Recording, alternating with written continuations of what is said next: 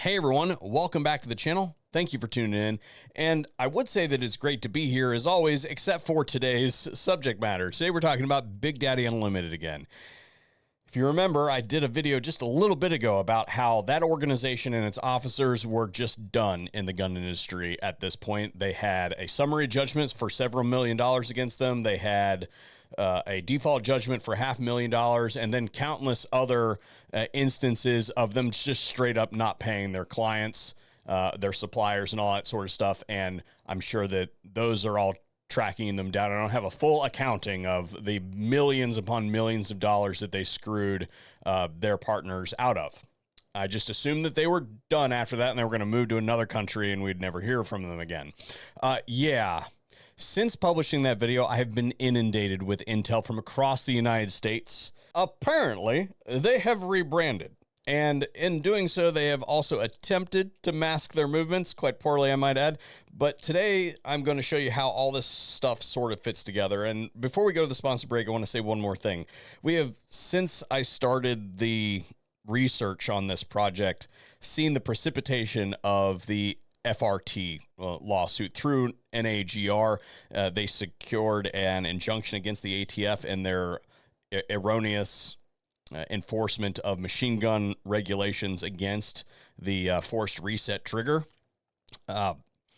Since that ruling has come down, we have seen a massive proliferation of marketing efforts for the device that BDU ripped off of Rebranded, the WOT trigger. And it is my opinion, even though I don't agree that these devices are machine guns, even though the people at BDU attempted to damage Rebranded's case by saying that they were machine guns, that's beside the point. The WOT trigger is still classified by the ATF as a machine gun.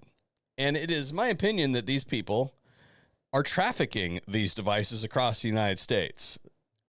Today's video is brought to you by XS Sites, and I've been using XS for almost a decade now. And I will admit that when I first started being introduced to XS Sites, I didn't get it. It wasn't until I took a Force on Force class that was a low light class that I was like, oh, there's no other site in the world. This is what we have to use. And I've been using them ever since. I gravitate towards their big dot sights for my pistols, but the same technology is available in the regular dot size. XS continuously pushes the envelope, such to the point that they even recently came out with fiber optic sights for those people who are completely wrong about how to use sights.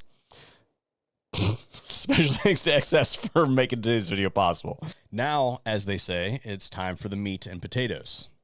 But what I will tell you is that I have to be relatively careful about how I disseminate this information to you, because having worked on this project for a couple months, I decided this afternoon to contact my YouTube rep and have a discussion with them about what I can show, what I can't, how the guidelines work, and all that sort of stuff. So what I have for you now is this organizational chart, which is an absolute mess. I understand that, but that's as clean as I can make it. This chart redacts names and addresses, all of which can be verified through the public domain, publicly available information, by querying the various Secretary of State websites that I will reference. Whenever you form a legal entity, whether it's a business, a nonprofit, et cetera, whatever it is, there is a paper trail. And all of this information, again, is available through the various Secretary of State websites. I had to go through multiple states to piece this all together, but the two big ones, I would say, were the state of Florida, where this whole thing goes down, and then the state of Ohio as well, which is where I live. But again, all this information can be verified online through the public domain by simply linking together various search results. Fair warning to any of you who want to do that to yourself, you will find hundreds upon hundreds of entries, because the general method of operation is that you form an entity of some kind, and then that entity goes and forms the end business. There might be several steps in between there, and then somewhere down the line, those businesses, quote unquote, go defunct, and become inactive or are transferred to somebody else. You see what's going on here, and it is an attempt to break that trail. So have fun.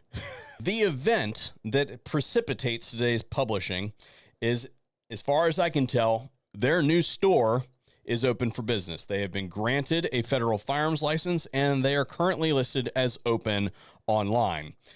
It is my hope that by publishing this video, you guys can help me get the word out that there is a predator out there, again, seeking to take advantage of industry vendors, where they basically say, hey, send us this stuff. They never pay for it. They sell that stuff, and then they just disappear off the map after the crisis reaches critical mass, like they did with Big Daddy Unlimited. That business is known as high caliber firearms, and they can't spell caliber. Doing business as HKF Inc., and we'll come back to them here shortly. I have to do the rest of the links here so you guys can understand what's going on. Any place on this chart that you see a green P, that is a physical location that denotes a confirmed office of some kind or some kind of structure. Any green line that you can see somewhere on some Secretary of State website, that business is listed as having an office at that location. Any blue line is the registered agent. Oftentimes, a registered agent is an attorney, or one of my businesses, for instance, was done through LegalZoom, so they're technically my registered agent. The other one was done through my attorney, so he would be the registered agent. You see what I'm saying here? So you can find those registered agents and track their activity through Secretary of State. So to be as simplistic as possible, let's start with BDU, Big Daddy Unlimited. It is owned by a guy named Timmy for the purposes of this video. Up until the point of BDU, Timothy almost exclusively went through a registered agent that we're going to call Sling Blade for the purposes of today's video. Consulting the Secretary of State website, there are very few instances in that time period where he did anything else as a registered agent but create legal entities for Timothy. All of those entities share one of three addresses, and sometimes more. The main BDU address, what I'm going to call the office of St. Petersburg, and then a third address out of Ocala, Florida, that, as far as I can tell today, is a men's clothing store. Somewhere along the way, they started using a secondary registered agent known as Northwest Registered Agent that was conveniently located at that St. Petersburg office that we mentioned previously. How convenient. But depending on which state you are looking at, these will predate each other and be holdings of the other. You are looking for either Blackstock Inc., which is principally located at the main BDU address, or CNC Holdings, which is located at the St. Petersburg office. Blackstock or CNC, pretty much interchangeable in my mind, were holding companies that Timmy and his buddies used to pass around various things when they were in their pyramid scheme days. During his time operating, Northwest Registered Agent filed thousands of documents on behalf of various entities that they formed, one of which was known as High Caliber Studios. And if we track that through the Secretary of State, we find that it is owned by none other than Timmy's wife, Shelley. Principal address, St. Petersburg office. Just a little bit ago, Northwest Registered Agent decided that it was time for a name change, despite their thorough history of success. They renamed their business to Registered Agents, and that business, principally located at the St. Petersburg office, formed HK Management, LLC, and HKF Inc., which is the new store that we were talking about. Now, of course, Timmy and Shelley being sued for millions of dollars wouldn't put their name on a new store that is located at the same address as the old store. They wouldn't do that. They'd put somebody in charge of the store that isn't them. We're going to call that guy Marvin. I know that we live in a world of big coincidences today, but how big of a coincidence do you think it is that Marvin's office is located 1.6 miles from the Ocala BDU address? especially when Google Maps reveals that Marvin's office is actually a residential address with multiple suites located inside of it. He's got his own sort of setup, just like the Northwest registered agents thing with Royal Imperial Investments Fund, and it is the registered agent for Win America Unlimited. Both of those entities, of course, at one point in time or another, were located at the principal address of BDU Maine. Now, there are some intra and interstate intermediaries that I left out, and several people whose names I didn't include, including Curious himself. But you've got the main players. So I'm going to bring this one home. I think you guys can see where the associations are, but how does this have anything to do with the triggers? Well, if you remember back to that whole CNC Holdings thing, Sling Blade, the original registered agent that we discussed with the formation BDU and all that sort of stuff, one of those filings that he did was a company called Performance Triggers. And if you look in Florida, there is a Performance Triggers, but it says that it is held by a company known as CNC Holdings, which sounds really familiar. Well, that CNC Holdings isn't located in the state of Florida. It so happens to be located in the state of Ohio, specifically at an address located in a town called Kenny, Ohio. There's just one problem.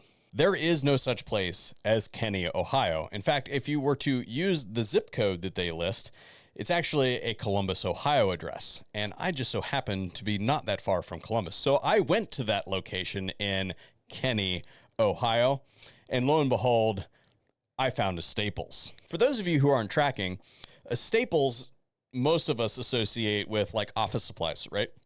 Well, they also at some locations offer mailboxes similar to like a post office box. But if you lie to Staples, you are not lying on a federal form and you are not defrauding the government by doing so. So oftentimes companies that are, or people, that are looking to do something that may be somewhat underhanded will get a Staples office box so that they can then open a website.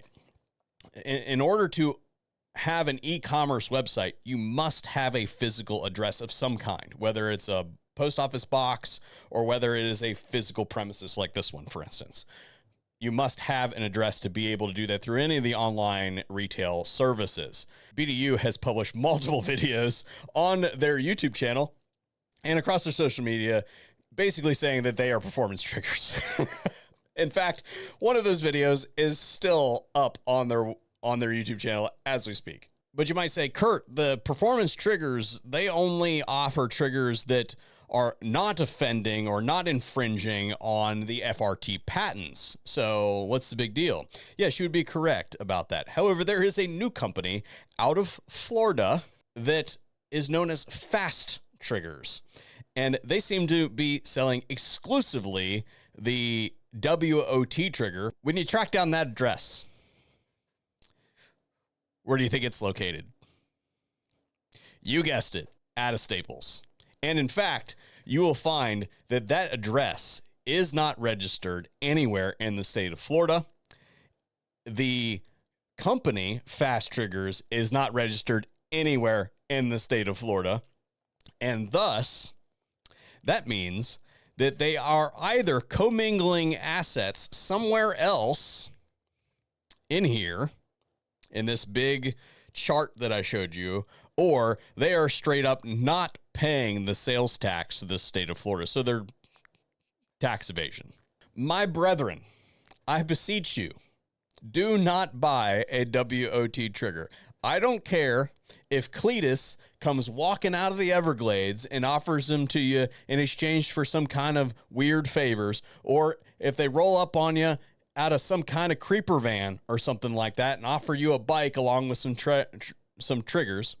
Do not take them, especially because these are the people who are known for handing over their lists to the powers that be. You stay clear away from all of these people, and shame on anybody who patronizes any of the businesses that I have listed herein. Let me know if I landed this plane. Thank you guys for tuning into the VSO Gun channel. Hopefully we'll see you guys on a future video.